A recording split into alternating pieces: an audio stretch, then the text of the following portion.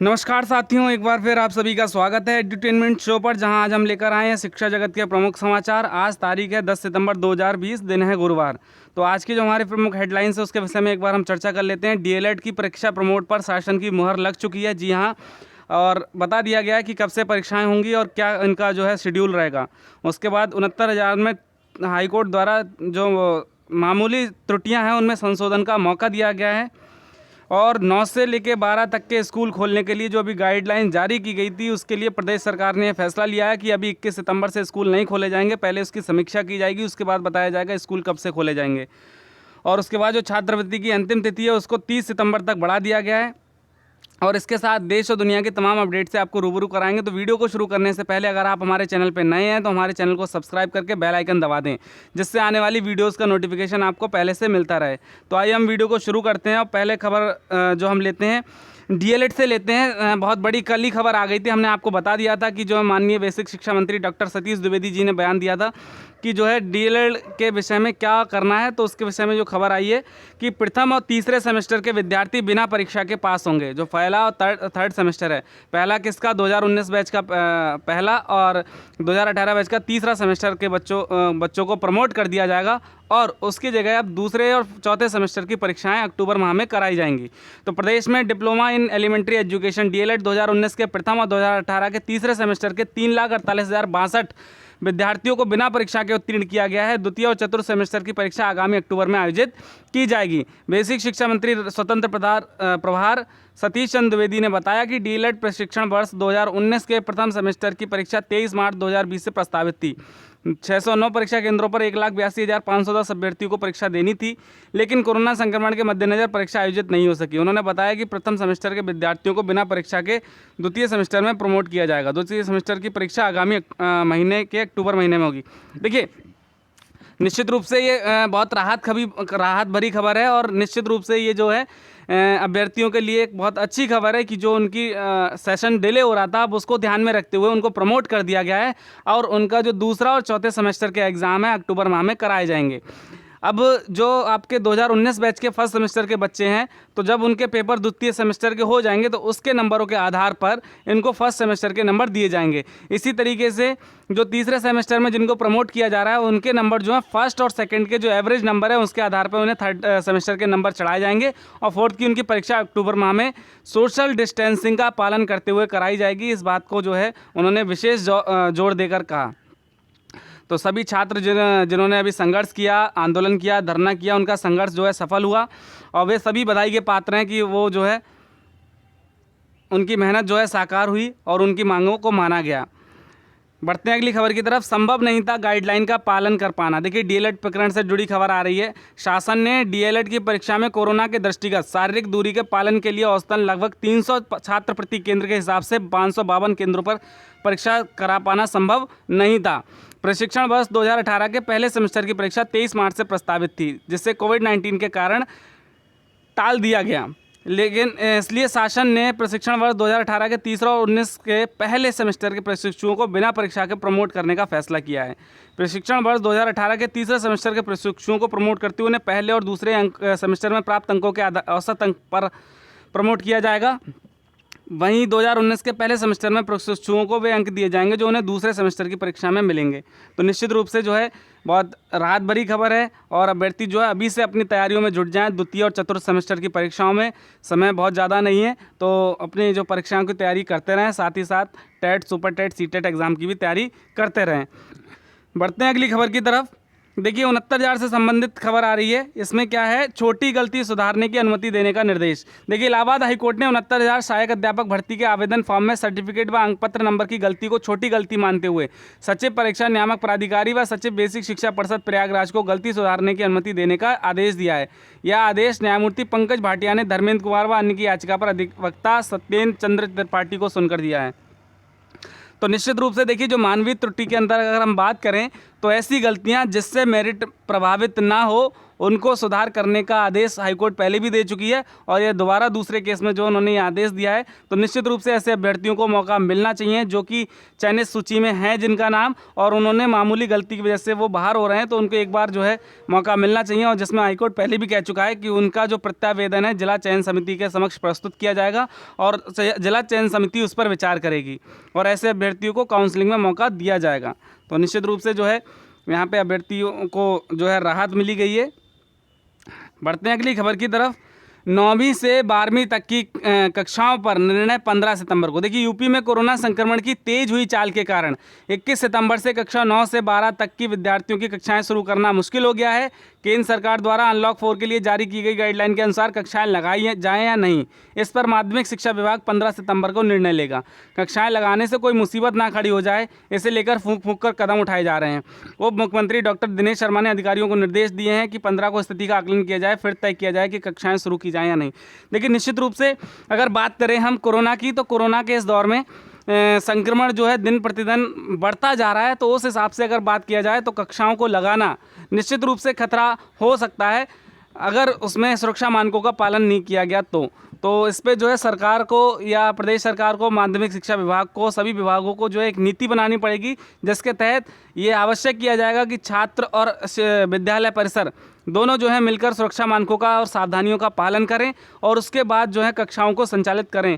और उसमें भी रेगुलर कक्षाएं ना चल के उसके बीच में गैपिंग होनी चाहिए और उसके बीच में जो है थोड़ा सा 1 दिन या 2 दिन का क्या होना चाहिए कि बच्चों को बुलाना चाहिए रोल नंबर वाइज या क्लास वाइज, जिससे कि भीड़ ना होने पाए स्कूल में।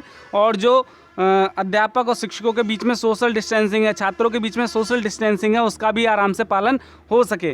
तो ऐसे तमाम जो हैं सावधानियां हैं जिनको ध्यान में रखकर ही कक्षाएं चालित की जा सकती हैं। तो इस पर जो है विभाग विचार करेगा और 15 सितंबर को निर्णय लेगा कि आगे क्या करना है। बाकी केंद्र सरकार ने छूट दे दी है कि 21 सितंबर से अगर चाहें विद्यालय चाहें तो अपने छात्रों को परामर्श के लिए बुला सकते हैं। अगली खबर की तरफ बढ़ते हैं। देखिए प्रदेश में कक्षा 9 से 12 तक के स्कूल 21 से नहीं खुलेंगे। देखिए ये जो है कल ही खबर आई थी और बढ़ते कोरोना संक्रमण के मद्देनज़र विभाग ने पैर पीछे खींचे। देखिए अभी जो है पूरी तैयारियां नहीं हैं और उत्तर प्रदेश में स्थिति आप सभी जानते हैं कि कोरोना की स्थिति क्या है। तो ऐसे में जो है कोई किसी तरीके का खतरा मोल नहीं लेना चाहता, तो पहले जो है विभाग अपनी तैयारियों का जायजा करेगा, उसके बाद जो है कोई निर्णय लेगा। तो देखिए प्रदेश में बढ़ते कोरोना संक्रमण के मद्देनज़र 21 सितंबर से माध्यमिक विद्यालयों को ना खोले जाने का निर्णय लिया गया है। माध्यमिक शिक्षा विभाग में उच्च स्तर पर इसकी सैद्धांतिक सहमति बन गई है। सितंबर के बाद संक्रमण की स्थिति का जायजा लेने के बाद ही स्कूल खोलने का निर्णय किया जाएगा। तो निश्चित रूप से देखिए जो अभ्यर्थी हैं या अभिभावक हैं या शिक्षक हैं, सभी को जो है कोरोना की जो SOP है या कह सकते हैं गाइडलाइन है उसका पालन करना होगा। देखिए सबसे मेन जरूरी है हमारी सावधानी। अगर हम जब तक स्वयं सावधानी नहीं रखेंगे तो हमें कोरोना से कोई नहीं बचा सकता। तो जब तक हम खुद जागरूक नहीं होंगे तब तक समाज जो है जागरूक नहीं होगा। तो इसके लिए जो अभ्यर्थी मतलब छात्र, शिक्षक, अभिभावक तीनों जो है प्रयास करें। और देखिए सेशन काफ़ी लेट हो चुका है, पढ़ाई बच्चों की काफ़ी प्रभावित हो रही है। तो कम से कम जिनकी बोर्ड परीक्षाएं हैं उनकी जो है सिलेबस पाठ्यक्रम सही तरीके से पूरा हो जाए। तो इसके लिए सरकार ने ये पहल की थी। अब इसके लिए अभिभावकों और छात्रों को मिलकर सहयोग करना होगा विद्यालय प्रबंधन का, जिससे ये प्रक्रिया चालू हो सकेगी। बढ़ते हैं अगली खबर की तरफ। देखिए छात्रवृत्ति के लिए बढ़ाई गई आवेदन की तिथि। दशमोत्तर छात्रवृत्ति एवं शुल्क प्रतिपूर्ति योजना के लिए आवेदन की तारीख आगे बढ़ा दी गई है। कोविड-19 के मद्देनज़र यह निर्णय लिया गया है। छात्रवृत्ति की इन योजनाओं के अंतर्गत अब छात्र छात्राओं का डाटाबेस 30 सितंबर तक भेजा जा सकता है। अभी 31 अगस्त आखिरी तारीख थी। जिला समाज कल्याण अधिकारी प्रवीण कुमार सिंह ने बताया कि शिक्षण संस्थाओं के मास्टर डाटा में रीसेट का ऑप्शन उपलब्ध करा दिया गया है। प्रवीण सिंह ने बताया कि ऑप्शन 30 सितंबर तक उपलब्ध रहेगा। 1 अक्टूबर के बाद संस्थान या के मास्टर डाटा में किसी तरह का परिवर्तन नहीं किया जा सकेगा। यानी संस्थान 30 सितंबर तक मास्टर डाटा अनिवार्य रूप से पूर्ण कर दें, अन्यथा छात्र छात्राओं को छात्रवृत्ति से वंचित होना पड़ेगा। देखिए निश्चित रूप से आप देख रहे होंगे सभी परीक्षाएं या एडमिशन, प्रवेश प्रक्रिया सभी की जो तारीखें निश्चित रूप से बढ़ रही हैं, क्योंकि कोरोना चल रहा है। तो अभ्यर्थी उस गति से और उस एक तरीके से कह सकते हैं उस हौसले के साथ जो है एडमिशन या किसी चीज़ में भाग नहीं ले पा रहे हैं। तो इसी के मद्देनज़र जो छात्रवृत्ति की तारीख है वो 30 सितंबर तक बढ़ा दी गई है, जिसमें विद्यालय प्रबंधन जो है अपना 30 सितंबर तक मास्टर डाटा वेबसाइट पर अपलोड कर दें और जो है छात्रवृत्ति से कोई वंचित ना रहने पाए। इसके लिए जो विभाग भी प्रयासरत है, इसलिए उसने तारीख को जो है एक्सटेंड कर दिया है। बढ़ते हैं अगली खबर की तरफ। यूपी बोर्ड परीक्षा के आवेदन की अंतिम तिथि 21 सितंबर। देखिए, यूपी बोर्ड परीक्षा 10वीं व 12वीं के विद्यार्थियों के बोर्ड परीक्षा आवेदन की विलंब शुल्क के साथ अंतिम तिथि 21 सितंबर है। डीआईओएस ने यूपी बोर्ड से संचालित सभी राजकीय सहायता प्राप्त और निजी विद्यालयों को निर्देश दिए हैं कि जल्द से जल्द बचे हुए बच्चों का परीक्षा के लिए आवेदन कराएं। इसके साथ ही 9वीं और 11वीं के विद्यार्थियों के पंजीकरण कार्य में भी तेजी लाएं।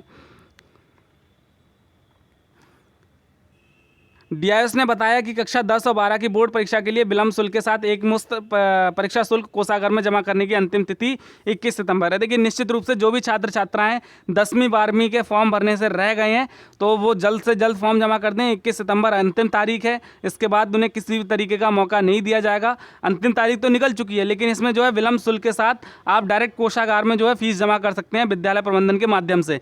तो निश्चित रूप से जो है अभ्यर्थी बहुत जल्द जो है अपनी प्रक्रिया पूरी कर लें, अन्यथा की स्थिति में उनका जो वर्ष है ये बर्बाद चला जाएगा, बेकार चला जाएगा।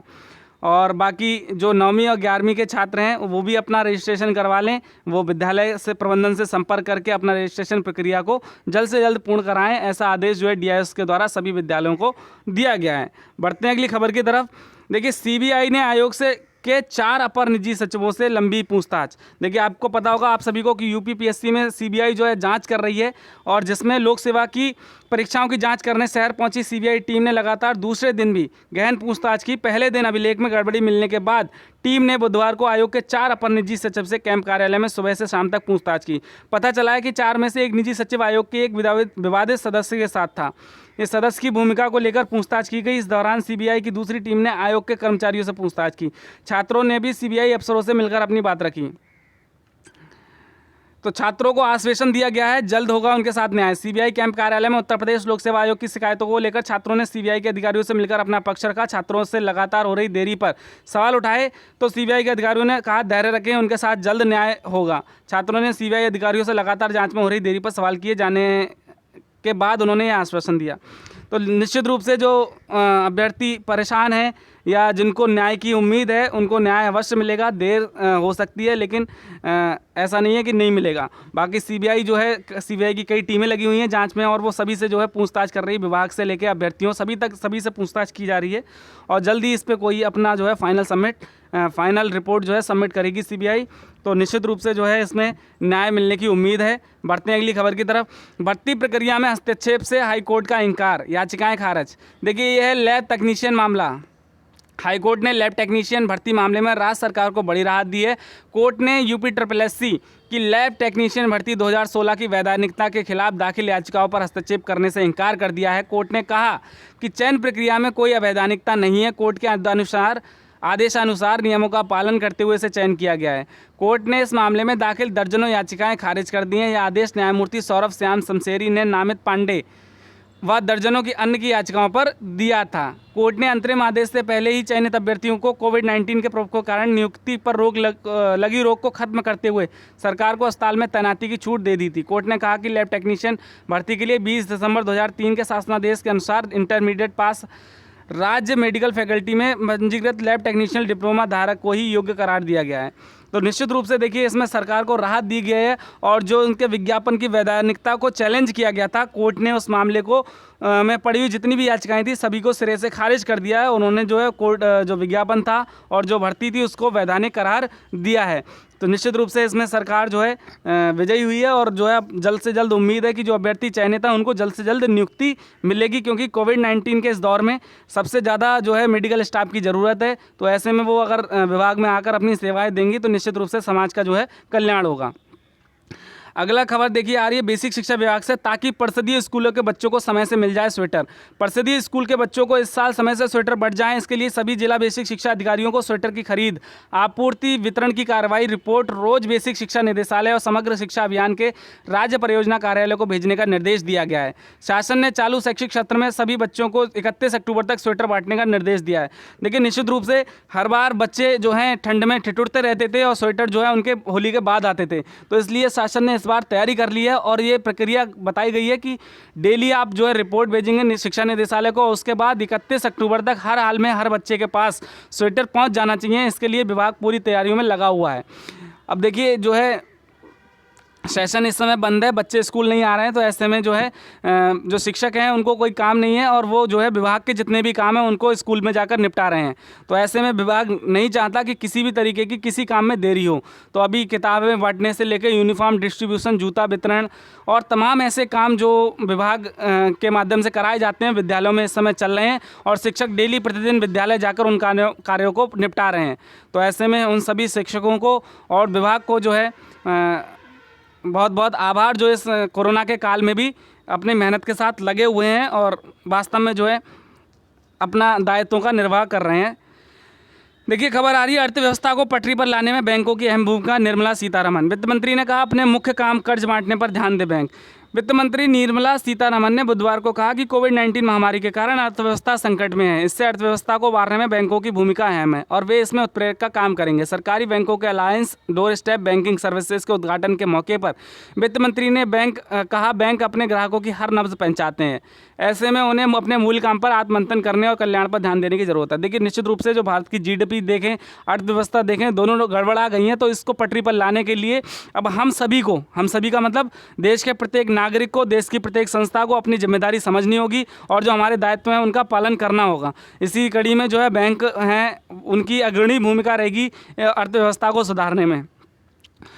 तो दोस्तों, ये थी आज की हमारी वीडियो। आशा करते हैं वीडियो आपको पसंद आएगी। अगर आपको हमारी वीडियो पसंद आए तो इसे लाइक करें, ज़्यादा से ज़्यादा शेयर करें और हमारे चैनल को सब्सक्राइब करें। अगर आप किसी भी टीचिंग एग्जाम की तैयारी कर रहे हैं तो हमारे चैनल को अवश्य सब्सक्राइब करके वीडियो देखें। Thank you for watching our video. Thank you very much.